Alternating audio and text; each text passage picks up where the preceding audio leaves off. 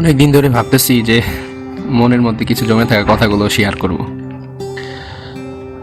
বলতে চেয়েও বলতে পারি না, মাঝে মধ্যে মনে হয় বলি সব কিছু, আর না বললে মনে হয় যে কথাগুলো আসলে নিজের মধ্যে রাখলে কষ্ট দিবে। একটা জিনিস কি, একটা সময় ছিল যখন বন্ধুত্ব মানেই ছিল নিঃস্বার্থ ভালোবাসা, পাশে থাকা, কোনো স্বার্থ ছাড়াই একে অপরের হাত ধরে হাঁটা, কোনো কারণ ছাড়াই খোঁজ নেওয়া, না পেলে বন্ধুর বাসায় চলে যাওয়া, যে কিরে খবর, তোরে আজকাল দেখলাম না, এরকম আর কি। আর এখন জানি কেমন না মানুষ, মানে কেমন জানি হয়ে গেছে যে প্রয়োজন ছাড়া কেউ কোনো খোঁজ নেয় না। যেমন ধরেন আপনার একটা বাইক আছে, একটা বাইক থাকলে বন্ধুর অভাব হয় না। মানে এগুলো বলতে গেলেও খারাপ লাগে। যাদের পাশে পাও তারা পাশে থাকে যতক্ষণ না তুমি তাদের কিছু দিতে পারো।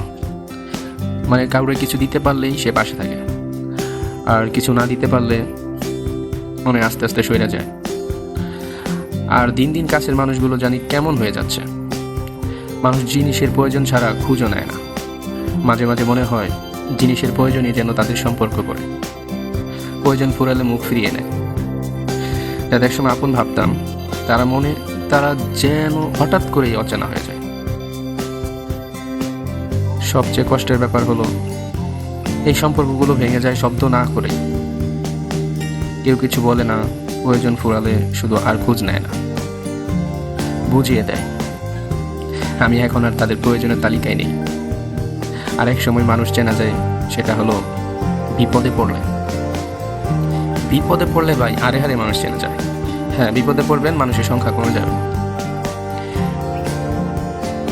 ভালো ভালো সময়ে মানুষ ভিড় করে, কিন্তু বিপদের দিনে পাশে দাঁড়ায় হাতে গোনা কয়েকজন। দেখবেন একটা বিপদে পড়বেন, আরে বন্ধু আমি তো এই ব্যস্ত, এই কাজে ব্যস্ত, ওই জায়গায় আছি, এই জায়গায় আছি, এইগুলা বলে। জীবনের কঠিন হয়ে ওঠে, যখন জীবনটা কঠিন হয়ে ওঠে তখনই চেনা যায় কে আসলে আপন, আর কে কেবল সঙ্গী ছিল সুবিধার জন্য। বিপদ যেন একটা আয়না, আয়নার সামনে দাঁড়ালে যেমন সব কিছু দেখা যায়, তেমন বিপদে পড়লে একদম সব কিছু ক্লিয়ারলি দেখা যায় যে না, আসলে আমি একাই। কিন্তু দরকারের সময়টা এলে চারপাশটা কেমন খালি হয়ে যায়।